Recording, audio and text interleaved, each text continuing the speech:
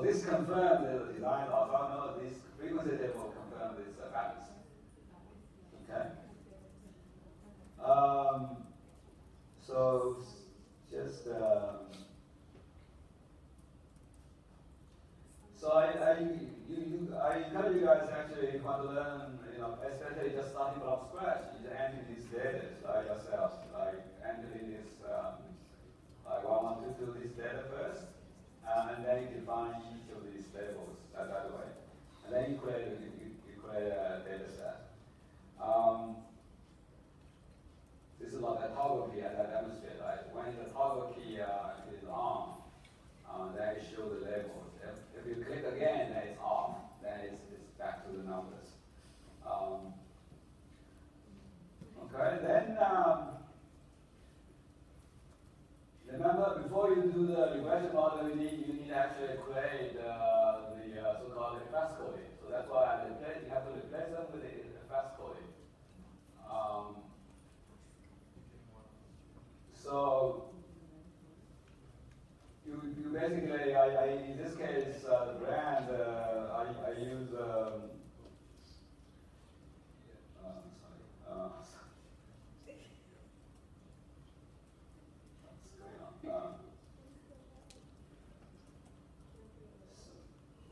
so I use Apple as the focal brand, but we know that the brand, it's not a quantitative attribute, it's a qualitative attribute, then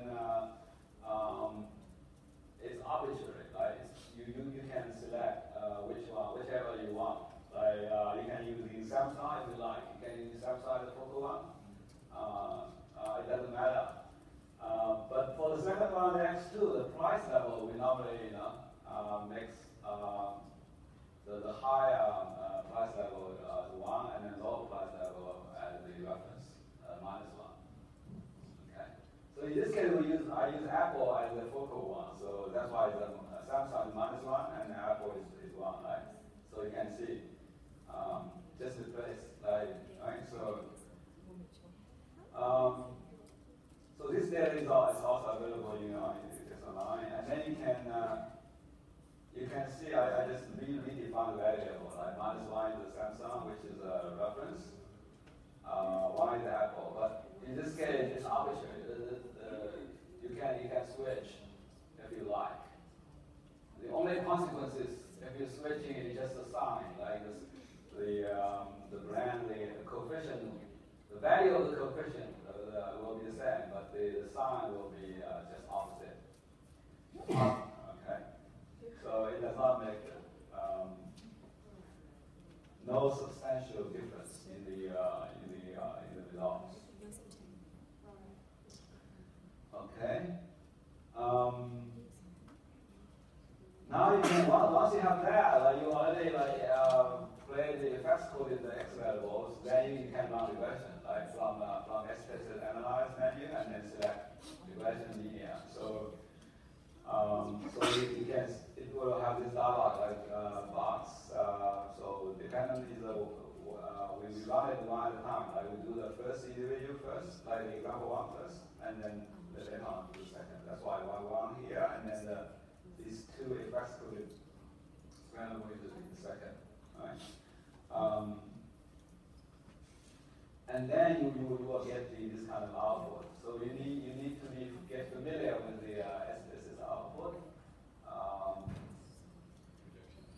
So so this model summary, right? You get this R is also called Pearson's R, Pearson, and then the R squared is just R squared, right? So, and then this is adjusted R squared. Okay, so adjusted for the number of variables. You don't need to, like these two, you don't need to remember. So, but in this case, no, because the R squared equals 1, so there's no error. So you see that's why the error is 0, and because there's no errors, you don't get a, so I call them ANOVA F. ANOVA meaning analysis of variance, okay, just ANOVA. This is the F test, okay?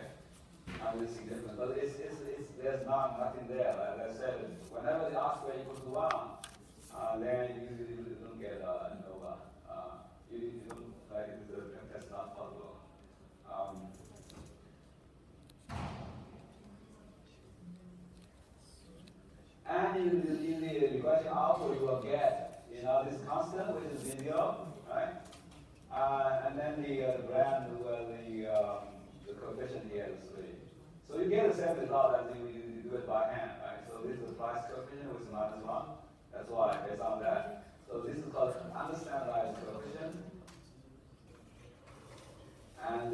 the standard error. Standard error is when you have R squared equals to 1, then it's also 0. So that's why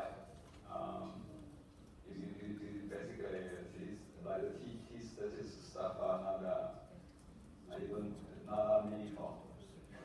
They are all big numbers.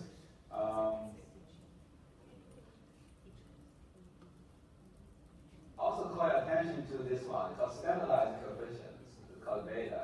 So this beta is standardized so that it's like the correlation coefficient. Standardized. So beta basically in this case they are exactly equal to the correlation coefficient.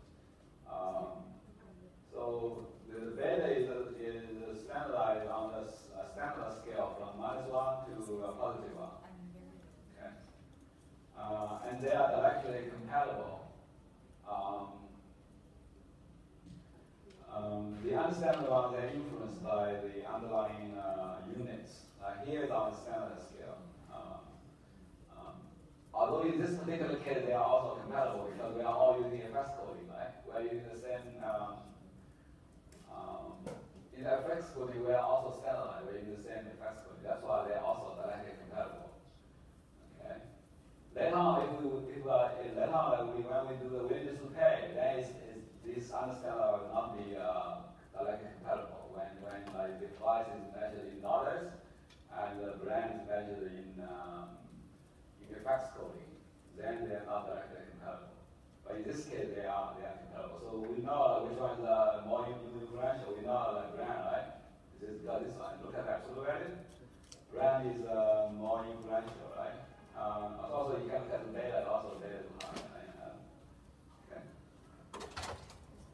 So basically, you can reproduce this. I just demonstrated also. Later on, you just do the.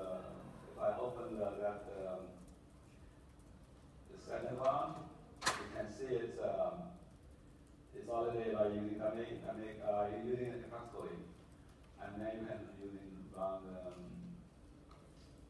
variable view. Like I just show you here. This is like already like -1, and then -1. So because the price is quantitative, then it's normal practice to have a like higher price level as a positive one, and low one, negative one. But this one qualitative attribute, then it's arbitrary, right? Okay, so once you have that, you can do the regression equation. So analyze the regression, you can get linear regression, right? And in the dependent box, we select the first y1, and then the second one, these two FX coded X variables here. And then okay, so you get the regression output. Okay. So this is model summation R squared 1. This is nowhere, and then this is this up there, right? So similarly, you can get the second one. So only changing replace with y2, right? The example 2, then you get the R squared 1 and 1 in there. So here it looks easier, right? So it's going to get easier for you to look.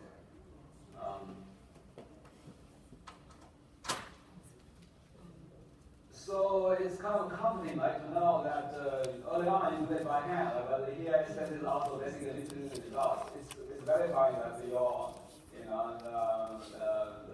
trick works, right? By hand you can reproduce like basically the same thing. Like for the example 2, you get the R squared upon 89.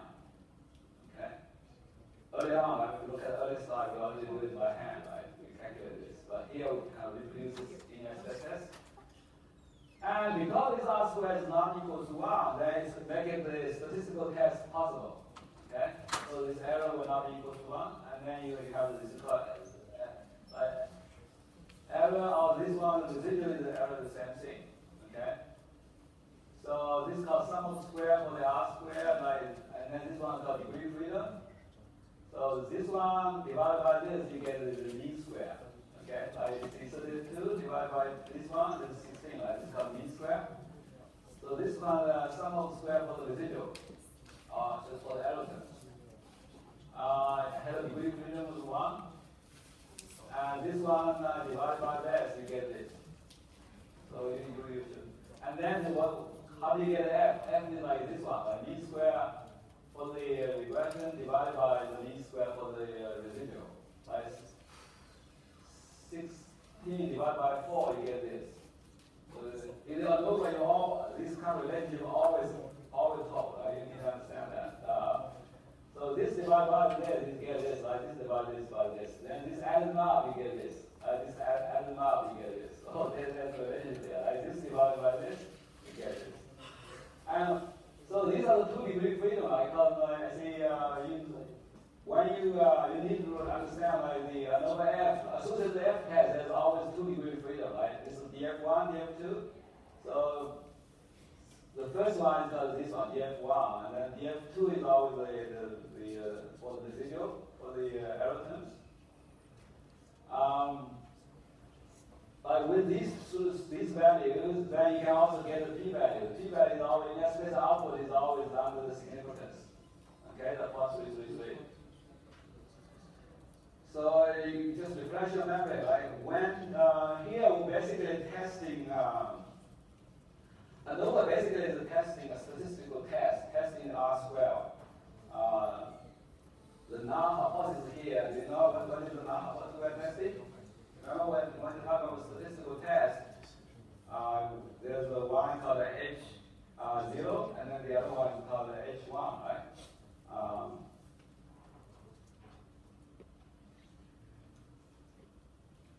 So, just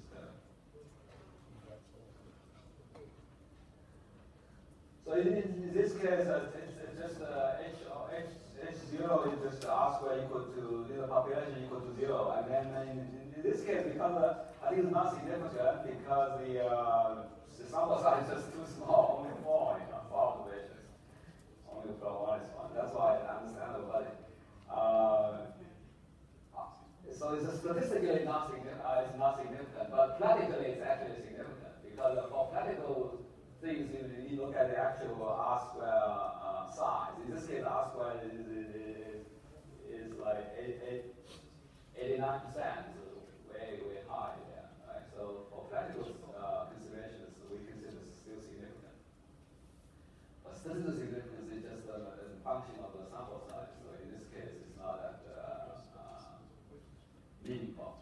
Okay.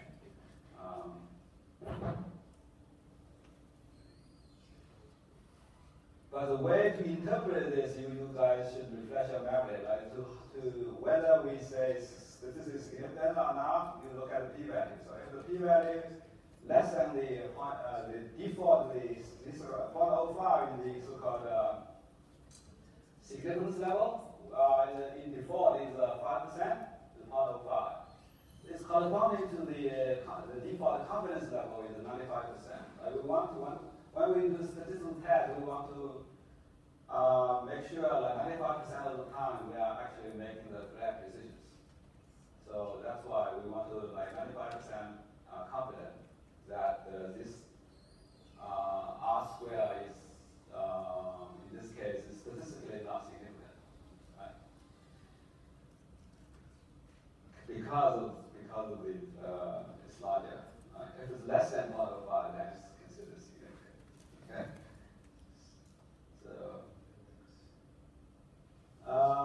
okay, now you look at the coefficients. Now with the coefficient, you can write down like this is constant, which is we know that 7 is also the overall mean, right? Okay, and then these coefficients are also known as hardware, right? So 2 minus 2. And you can see they are the same value. So and then here you see that they are also the same value. Meaning they are, look at the beta standardized, right? So you look at the absolute value, they are equal, meaning they are equally important. So in this case, the 2 attributes are equally important. And because they are, although generally speaking, you cannot like compare the understand of the coefficient like, across the attributes, unless they're measured on the same scale. In this case, it is measured on the same scale. Because they're all measured on the effect coding scale. That's why you can still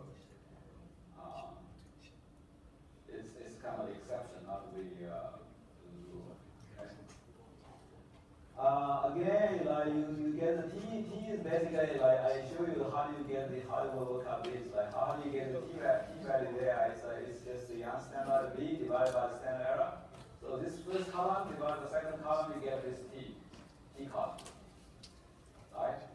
So this one testing the constant B0, which is 7, right? So it's just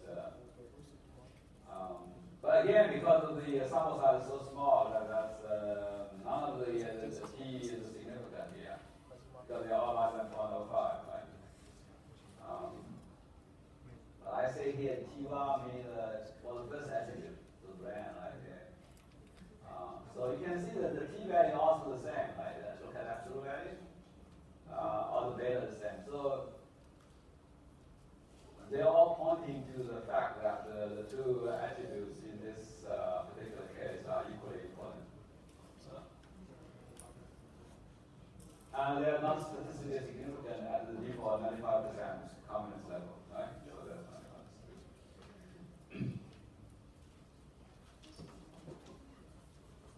So make sure you guys, when you do the interpretation, you have to follow this in the F, and then basically the easiest way to interpret is based on the p-value. Right. Another one is the cutoff based on the critical value, but you need to find the critical value from the statistical table, which make it harder. So I recommend just based on the p-value. P-value is under the significance in the expected output. Okay. Now, if you want to calculate the willingness to pay, then you have to change the price. Right? The price, you have to actually convert the price into the MCP, like mean collected price. So as you can see, I changed it to minus 50 there. Okay. So this is again.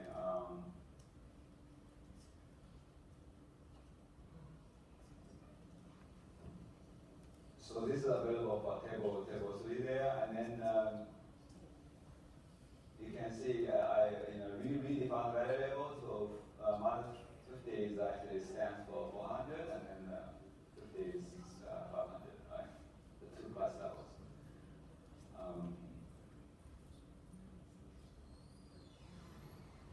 When you do the change, it does not change. I didn't include ANOVA table, and then I don't include the model summary, because the model summary and ANOVA table is not the same. Like you will get the same R squared, you will get the same ANOVA F test results. Because what we're doing is basically changing the units, the measurement units. The key information is still the same. That's why the R squared and the F test will not be changed. Right? So if you change it to, for example, dummy coding, you will still get the same results. Right? If you don't use the fast coding, using dummy coding, in this case we're using one is still using the fast coding, but the price here we're just changing using the mean collected price, so the actual price. So you can see, because they are on different scale, now you can see they are not directly compatible. All right? Actually, yeah, so they should not be directly compatible. And then the beta is always directly compatible.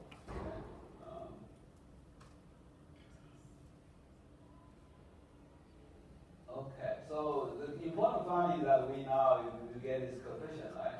With this coefficient, minus the MCP, the price coefficient, then we can calculate willingness to pay. Okay. So as I showed you there, once you can get this there, then you can get the willingness to pay, WTP1. For the Apple one, because the Apple is focal one, focal because with the coding of positive one, so you get you get the hardware for Apple is 3 divided by the absolute value of that MCP's coefficient.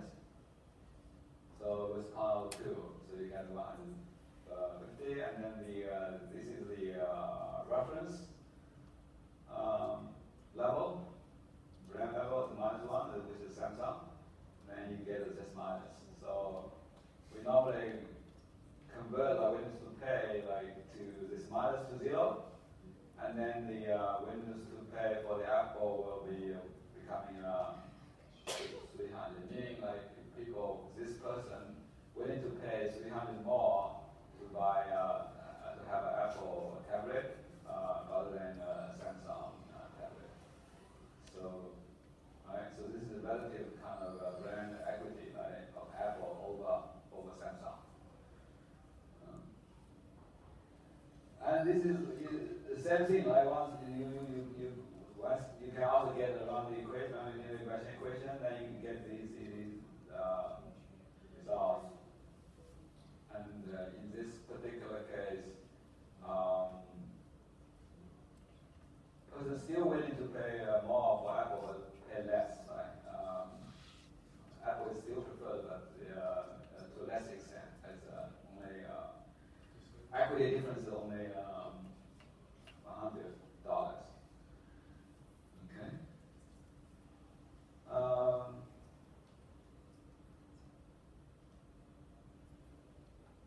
So this basically is just, hopefully I just want to show you that you can actually get the result. Okay, you can using SPSS get the model results for each individual one at a time. But in the group one, I create a syntax, right? The syntax basically the syntax basically automate, right? Basically automate the analysis process. Basically make it faster.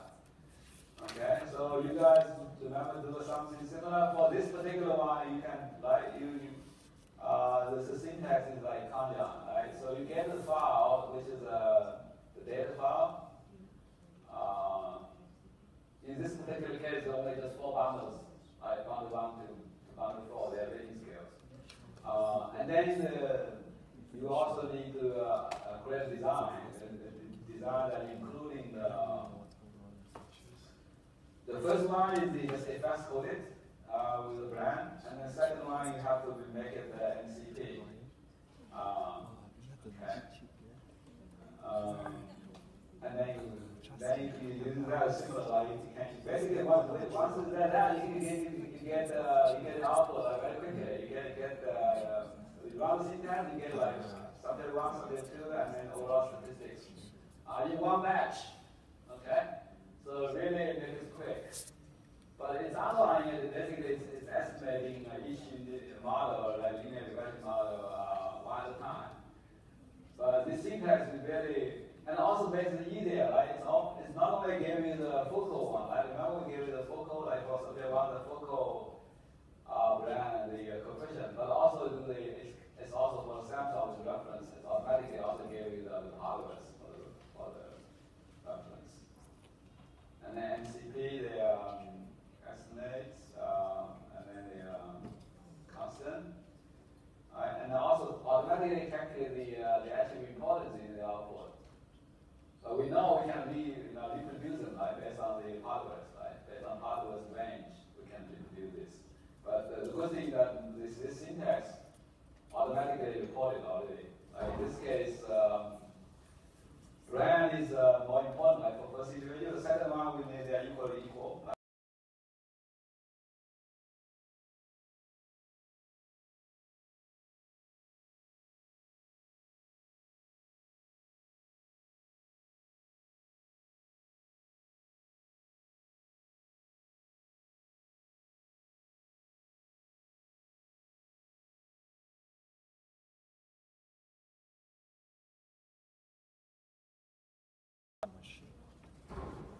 And this one is the MCP, automatically see the output give you the coefficient.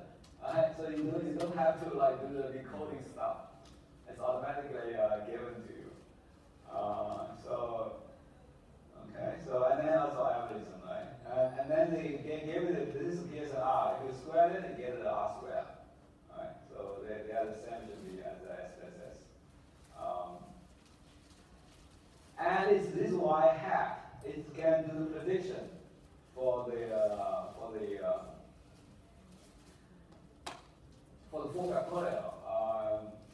Right? In your group work, you can also do prediction for it's called simulation. prediction also known as simulation. Okay, to simulate the ratings, expect rating for each of the bundles. Okay. And from there you can see the most preferred one. In this case, you know the third one, right? Third bundle 3 is just Apple at the 400 level. Is most preferred. And the second one, the Apple at the 500 level. Alright? Okay.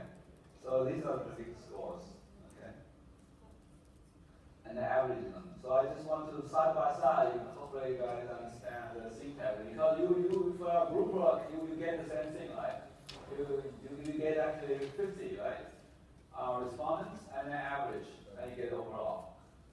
But we in the group project advise if the from subject to subject, if their preferences are quite different, then if you just average them, then you hiding the differences.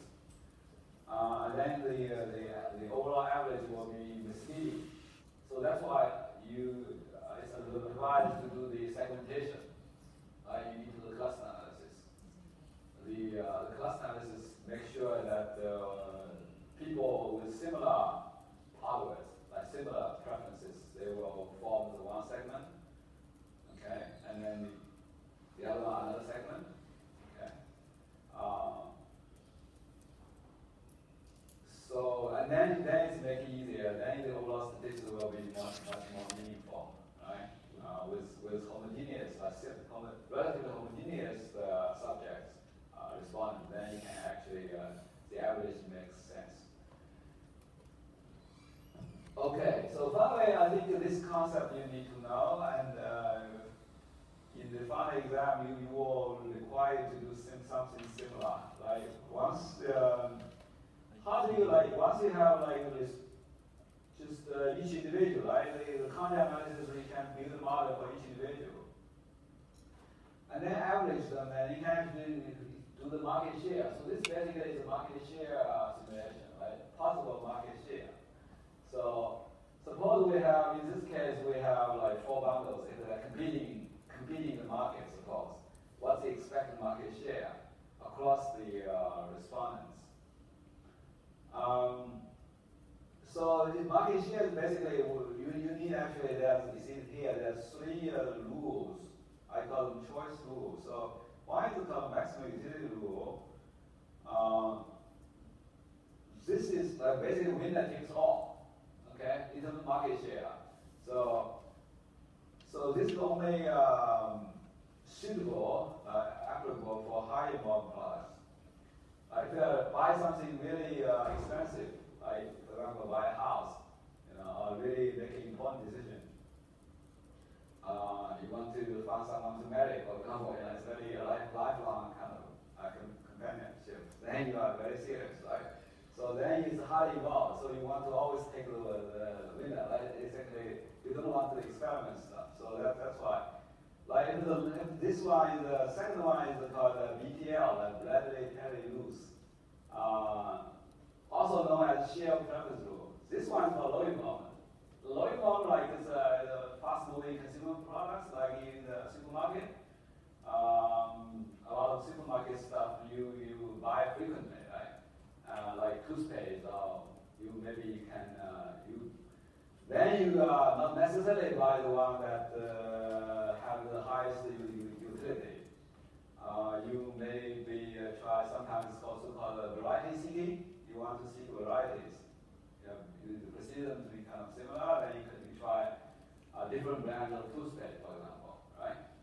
So that's why if it's a low involvement, then this one is, you basically, everyone gets a share, okay? And then the Logit rule, the third one, the Logit. Logit rule is just in the beginning. Right? The other one, the two, is defined to extreme. And everything in the middle, we call the Logit, is appropriate. And I show you how to actually, what's going on, right, to actually do this. So this is based on white hat. Remember, these are simulated product for each, this one for subject 1. So you get their white hat, right? You get the white hat. And these are the 4 bundles, original 4 bundles, which is like Samsung at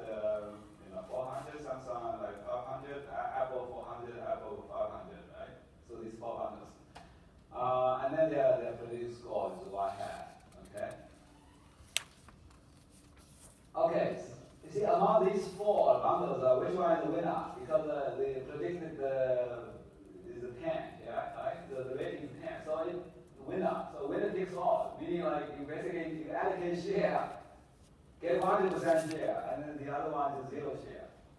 So, right?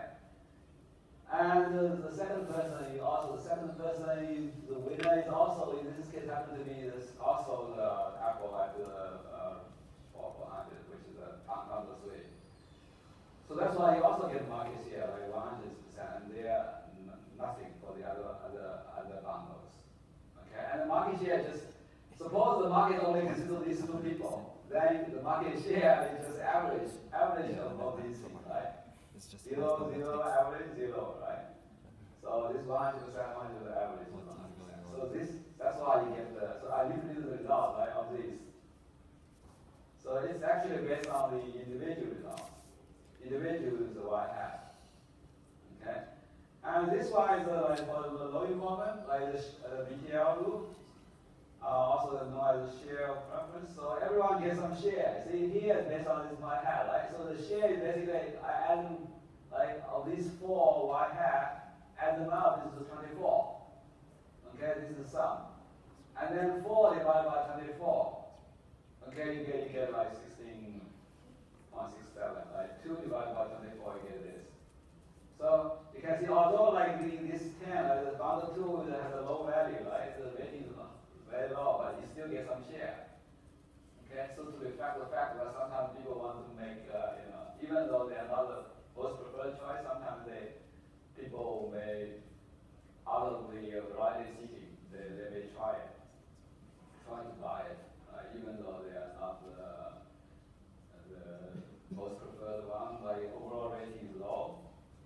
Okay, so that's the idea. Okay, so now so basically you have to do this percentage calculation for each subject, and then average. Okay, so this one you get the market share is 20.83 is 25, and plus this 16.65, add them together, divide by 2. In this case, 2%. That's why divide by 2. If you have 3%, divide by 3. If you have, depending on your sample size, right? It's just divide by sample size. So that's giving you the relative market share. Okay. So this is like the. Okay. Then the logic rule. The logic rule kind of, in terms of calculation, it's more complicated. So you get into y-hat, right? But you have to take an exponential, EXP called it. Just take the exponential.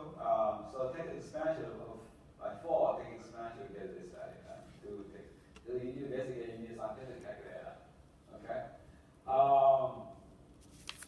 And then you have to take exponential first for each of these y-hat values, and then sum them up. And then once you have summed up, you can do the allocation based on, not based on original score, but based on these exponential values.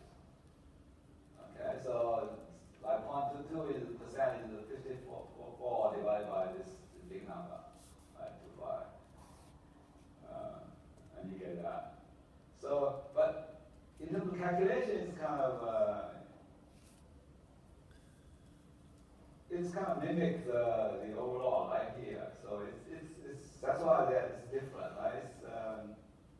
But you still even you still get some share, right? The minus share, right? It's very minor. Okay. So that's why this logic law is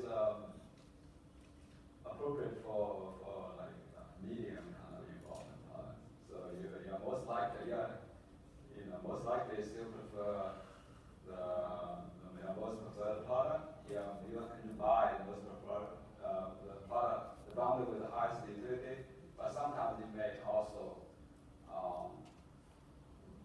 try buy the lower bundles as well. So that's. Are you guys clear? Let how you guys at least try to in the exam. I think most likely I use at least you need to do the first two, because the third one, the calculation is harder, okay? Especially because numbers are big, so.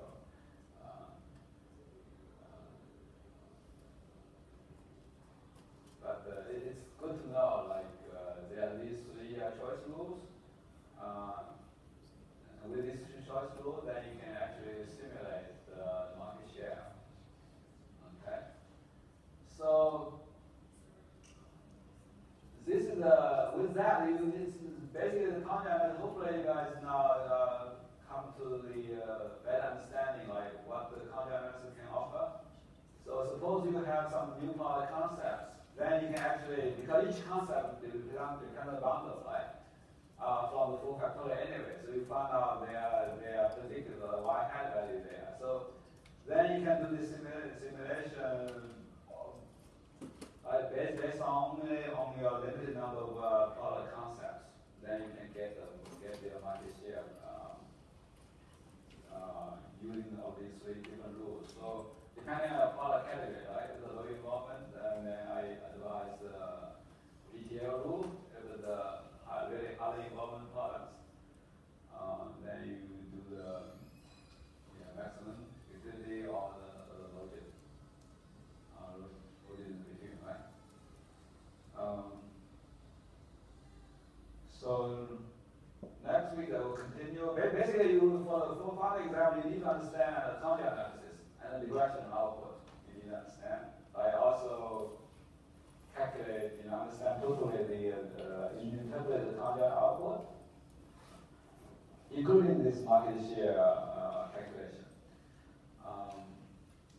And then do the profile. So it's very much linked to your actual the output you will get from your group and group report, right? So next week we'll cover how to interpret the cross